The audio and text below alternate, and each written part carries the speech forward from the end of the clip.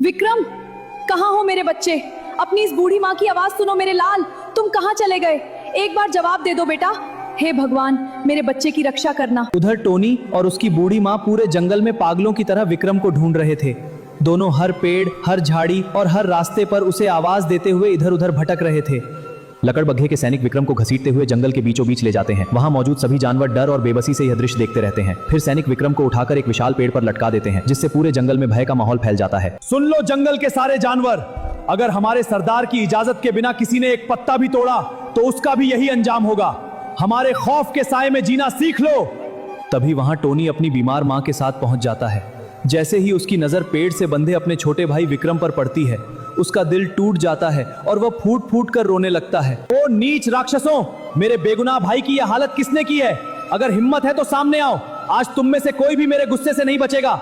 मेरे भाई के हर आंसू का हिसाब लिया जाएगा। बड़ी बड़ी बातें मत कर गौरैया के बच्चे, यहाँ सिर्फ हमारे सरदार का हुक्म चलता है। अब तू भी अपने अंजाम के लिए तैयार हो जा।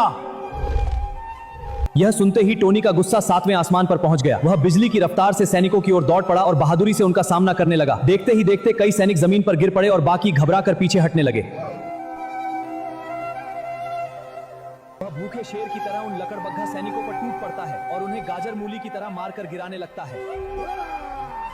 तभी एक लकड़बग्घा सैनिक चुपके से पीछे से आ जाता है। मौका मिलते ही वह टोनी पर जोरदार हमला कर देता है। अचानक हुए इस वार से टोनी अपना संतुलन खो देता है और बेहोश होकर जमीन पर गिर पड़ता है। अरे सैनिकों, इन गौरैया के बच्चों का हौसला बहुत बढ़ गया है। इन्हें हमारे साम्राज्य का डर नहीं दिख रहा। इन सबको और बाकी सारे जानवरों को भी जंजीरों में जकड़ो और सीधे सरदार के पास ले चलो। सैनिक तुरंत बेहोश पड़े टोनी और बाकी सभी जानवरों को बंदी बनाकर सरदार की ओर ले गए, लेकिन बूढ़ी गौरिया माँ को वहीं जंगल में अकेला छोड़ दिया गया। वह अपने दोनों बेटों को दूर ले जाते हुए बेबस आंखों से देखती रही और दर्द से फूट फूट कर रोने लगी। सरदार, यह सब हमारे खिलाफ बगावत कर रहे थे, इसलिए मैं इन सभी को बंदी बनाकर आपके सामने ले आया हूँ। अब आप ही बताइए, इनके साथ क्या किया जाए? इन गुलामों की इतनी हिम्मत!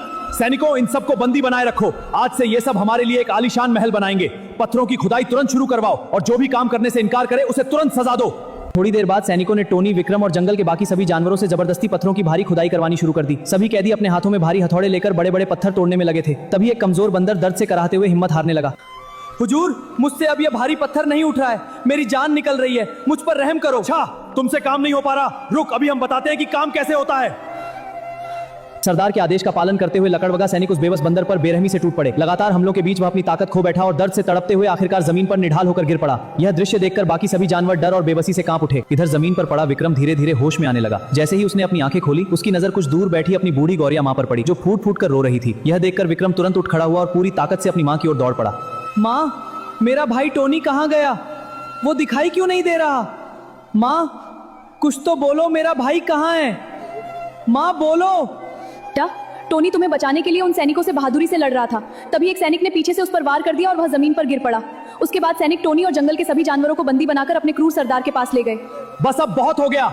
जिसने मेरे भाई को कैद किया और मासूम जानवरों पर जुल्म किया है, उसका अंत आज तय है। मैं कसम खाता हूं, जब तक अपने भाई टोनी को आजाद नहीं करा लेता, तब तक चैन की सांस नहीं लूंगा। क्या विक्रम अपने भाई टोनी को आजाद करा पाएगा या खुद भी उस जालिम सरदार के जाल में फंस जाएगा? आगे क्या होगा जानने के लिए अभी कमेंट करो। पार्ट 3।